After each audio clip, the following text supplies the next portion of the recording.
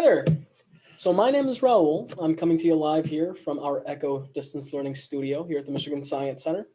And today we are going to be talking about one of our spaces called Spark Lab here. Now, Spark Lab is a space where everybody can be inventive. Adults, children, everyone that comes in here. I really recommend that you all check it out. Basically, what we do is we try to facilitate and get you to invent things on your own. We try to teach you about the process of invention. Now, my first question is, what is invention? Why do we invent? If you guys want to go ahead and start typing up some stuff in the comments section, that would be awesome. If you have any questions at any time during this program, again, go to the comments, let me know. I'd love to answer all of them. All right. So in general, why do we invent things? Well, we invent things because we want to come up with solutions to things that may be a little bit cumbersome or very, very hard for us to do, right? And I think one of the most important reasons that we try to invent things is to make our lives easier. Now, back in the day, we didn't have the same technology as we have now, right? So everyday tasks like trying to get water into our houses. In fact, we take the water in our faucets or in our bathrooms for granted, right? Getting that to our houses was super duper hard. So inventors like you and me had to come up with solutions to that, right? So what are some ways that right now in our home, we get water into our house? Go ahead and type that into the comments for me.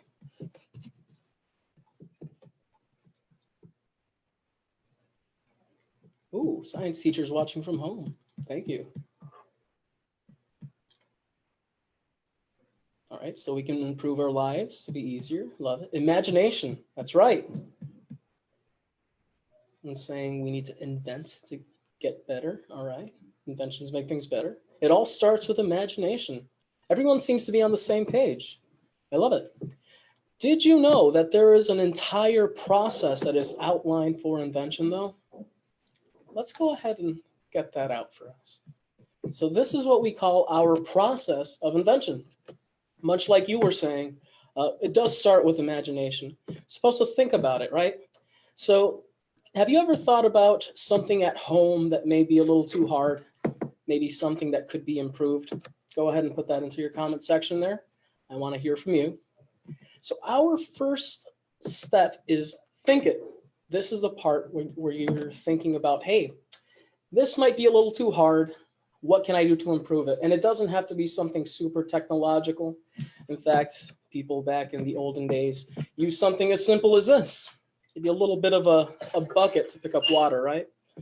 Now, when you start to develop an invention, you want to go ahead and explore it. So you want to see what scientists and inventors did before you. Maybe you can improve their design. Maybe it doesn't exist. So you'll be the first person to invent it, right? The next part is to sketch it. Now, there's a little bit more about that imagination that we were talking about. You want to go ahead and start making a drawing of your prototype. Now, a prototype is the very first model of what your invention is going to be. So you're going to have many, many prototypes as you begin to kind of build it, right? Well, that's actually your next step. Create it. Now, you can use stuff from your home. You can use stuff at work. It doesn't matter as long as you start to kind of make a mold of how it should work, right? Our next step is try it. This is where we kind of try to play with our invention. If it doesn't work, well, we can actually go back to think it, explore it, and sketch it all over again. The big point of this is that this process is not linear. In fact, this process, you probably won't even be thinking about it, right? But you're going through each step every single time. Now, finally, you want to go ahead and tweak it, right? Sometimes you'll have a working prototype, but it can always be improved. And then once you improve it, you can continue tweaking it until you have the perfect thing, at least in your opinion, right? And you can finally sell it. You don't necessarily always have to sell it, but hey, sometimes it's good to make some money off of your invention. So let's go ahead and look at the comment sections. I want to see some of these responses. Let's see. Oh, you love science. I love that. Me too. Me too. turning a faucet on. How does that water get to your house, to the faucet? Right, through piping, right? From pipes, good job. Let's see, plumbing. All right, you guys are on the right track. So this seems very easy to us now, but let's think about 3,000 years ago, right? Let's talk about ancient Rome for just a second. So in ancient Rome, they use these things that you're seeing behind me known as aqueducts. Aqueducts are slightly tilted and there's water running down to the city there, right? So you're using gravity to take that to the city. So that was the first form of so-called plumbing. You know, it's the first step to everything that you see today. Now, what about transporting water to our farms? What else could we do? Well, much like in Macedonia, people carved out canals like you see here. And those canals actually go straight into that farmland, and it keeps the plants nicely wet so that they can grow.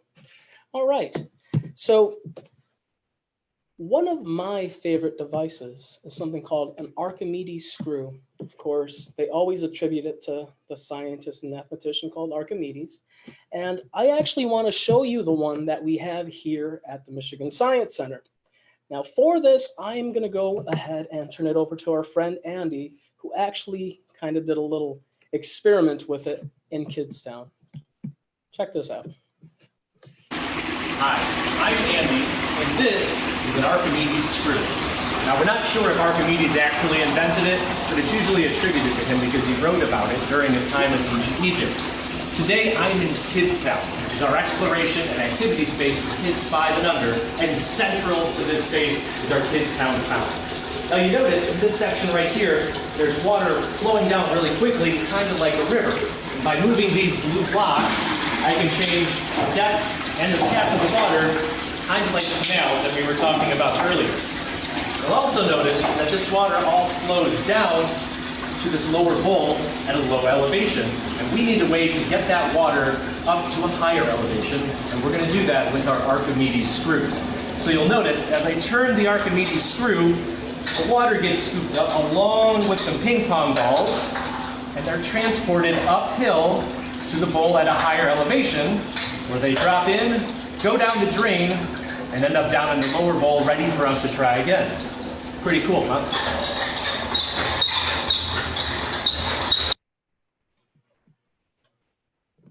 All right, so that was one of the potential solutions for transporting water. But let's go back to that idea of the bucket, right? Let's say that you lived 3,000 years ago and you wanted to get water to go home and bathe, wash your teeth, wash your clothes. And well, we already see some limitations there, right? If I have a little tiny bucket, it's not going to be enough. Let's say I have something bigger, this 5-gallon bucket. Well, let's think about water's weight. 1 gallon is about 8.3 pounds. So 5, that would make it about 42 pounds. Can you imagine having to walk all the way from that water source or the aquifer? Like here in Michigan, we have aquifers. That's just water we find underground. And then take that all the way home? You probably get very, very tired, right? That Archimedes screw was one of the solutions. And I also have a very small model of that Archimedes screw here in the studio. I actually made this here at the Science Center. And if you have the proper materials, you can probably make this too. So this is only just a little piece of PVC pipe, a little bit of tubing, and of course, some tape.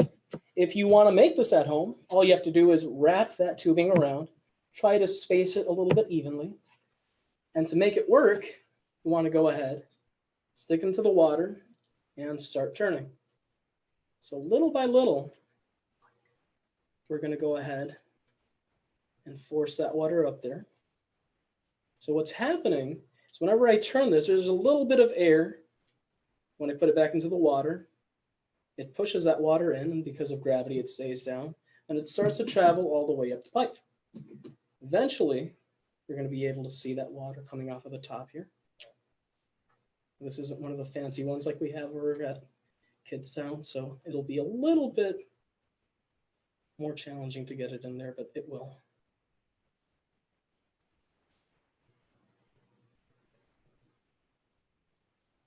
There it goes.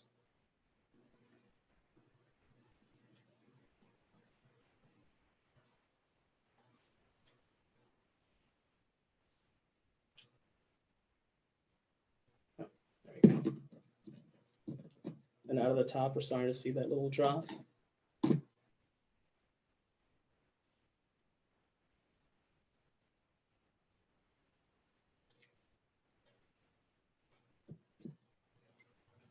There's a little spout there. If you want to make that at home, again, I really do encourage it. Now, this program that we're having today is not for me to teach you how to do this. This program is to introduce a challenge for you to do at home.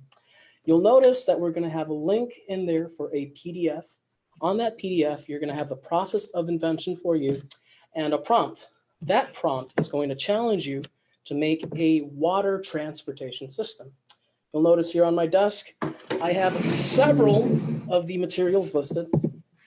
You may not have all of this at home, so I have some ribbon, a little bit of tape, some scissors, yarn, a little more string, pipe cleaners, toilet paper roll, film canisters. You can use anything in your home. I want you guys to go ahead and tag my site with your invention. It doesn't necessarily have to be an Archimedes screw. Think about this. How can you attach something like that to a machine that could pick up water and take it elsewhere? That could be one of the possible answers. What if you could create your own piping system that transfers water uphill, downhill into a little reservoir? So I want to see that. Go ahead and upload that. Tag my site, tag Spark Lab, tag the Smithsonian Institute. And of course, I want to thank you guys for being here. Really appreciate your time. Please go ahead and check out our at-home science link on our website. That's mysci.com, mi-sci.org. There we go. Check that out. You'll find all of our videos. You're going to find all of our content that we present to you. This will be the final echo here in studio. Now, as we go into these uncertain times, we're going to try to develop more content regularly from other locations. So we're going to keep you guys updated. Thank you all so much. Make sure you guys are checking us out here on Facebook, on our website. We are going to continue to make content. And I really want to thank the DTE Energy Foundation and all of our donors for making today possible. Thank you all so much for joining us. Come visit the Science Center and see you around. Thank you very much. Join the challenge.